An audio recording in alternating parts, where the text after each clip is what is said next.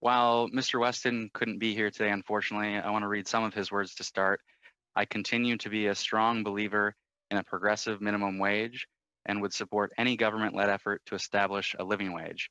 So I'll go around to the three of you. Yes or no, do you agree with that statement, starting with Ms. Davis? Absolutely. And Mr. LaFleche? Yes, I do. Mr. Medline?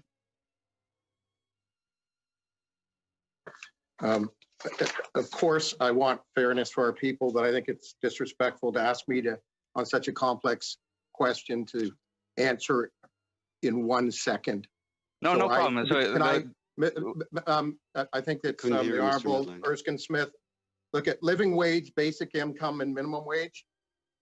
This is a great discussion to be having, but I'm not sure any of you or even your parties would agree on those terms or even define Mr. Medline, the same way. Mr. Medline, we committed to a $15 an hour minimum wage in our platform, so I think you'll find that we do agree. My second question is, on what day? Sorry, is $15 a living wage? I was looking for that in your platform. Is that a living wage everywhere in the country, $15? We committed to a $15 an hour minimum wage, far above what you pay your employees, Mr. Medline, across the country. On what day were the Mr. Medline? I'm sorry, Mr. Medline, on what point day? of order, Madam Chair. Point of order, Madam Madam Chair. Answer the question. Point of order, Madam Chair. We have a point of order on the floor.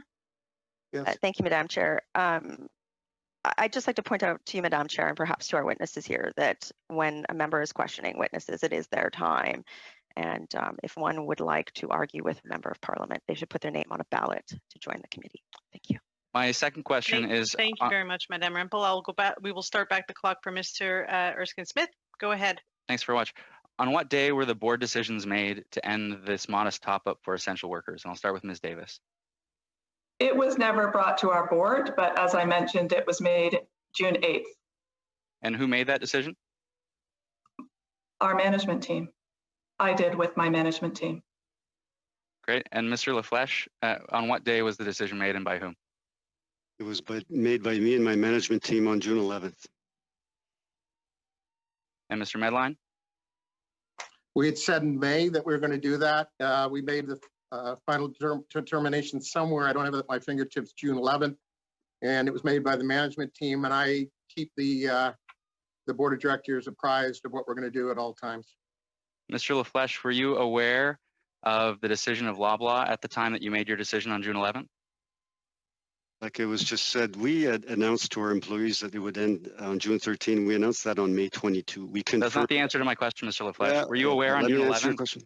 On June 11th, were you aware that Loblaw had made the decision on June 8th? When we made our final decision on June 11th, yes, we were aware that Loblaw had started to communicate that they were ending. And were you aware of?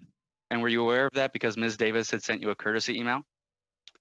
I think she did on June 11th, sent me a courtesy email at sometime in the morning. But prior to that, we had heard through union channels that Loblaw had made that decision. Mr. Medline, when you made your decision on June 11th with your management team, were you aware that Loblaw and Metro had made a similar decision? I had heard through the grapevine and through unions and through the employees that they were thinking of making that decision. We didn't know for sure. And we made our decision prior to receiving an email from the president of Loblaw. When did you receive that email from the president of Loblaw? I don't know. I don't have it at my fingertips. I also received an email from the president of Loblaw to tell me they were putting in hero pay at the beginning as a courtesy. You'd be surprised to learn that wage fixing doesn't prevent employers from increasing wages, Mr. Medline. It works to ensure employers don't decrease wages. Ms. Davis, the courtesy email, was it a courtesy to your employees or to your competitors? The employees had already been notified. So it was a courtesy to your competitors? It was a courtesy to let them know that we had made that decision. We had been working, you have to understand, we were working through a global pandemic. We had many conversations about the issues we were dealing with in our stores through the Retail Council of Canada. And I had made the decision independent of them, and I let them know. Obviously, Save On and Walmart had already made the decision to terminate their premiums. We made the decision independently. It was already public knowledge. And so I sent them.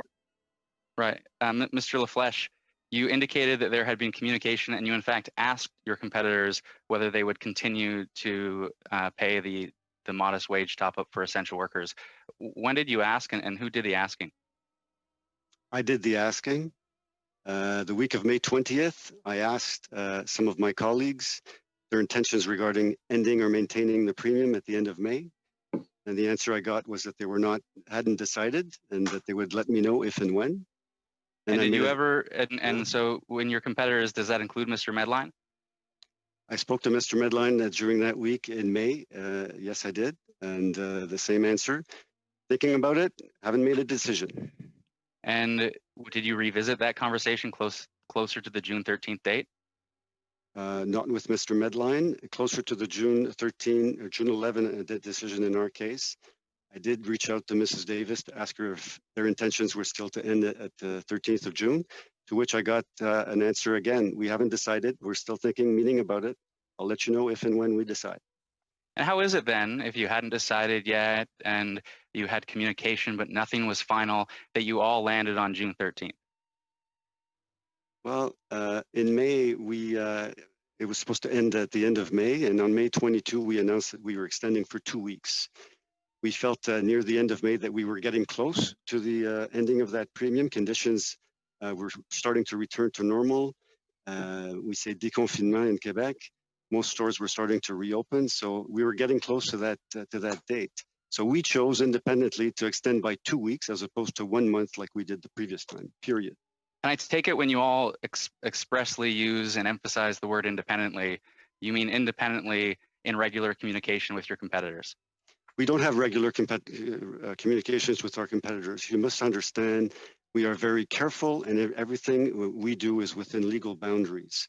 I took care to ask our lawyers before making that call if I could ask about their intentions on the ending of the premium pay, and I was assured that it was all in conformity with competition laws. Ms. Davis, we do not talk regularly, and when we talk, it's about matters that don't concern competition. I'm out of time, so Ms. Davis, I trust you also consulted lawyers before you sent that courtesy email. Thank you. Absolutely, they were copied on it.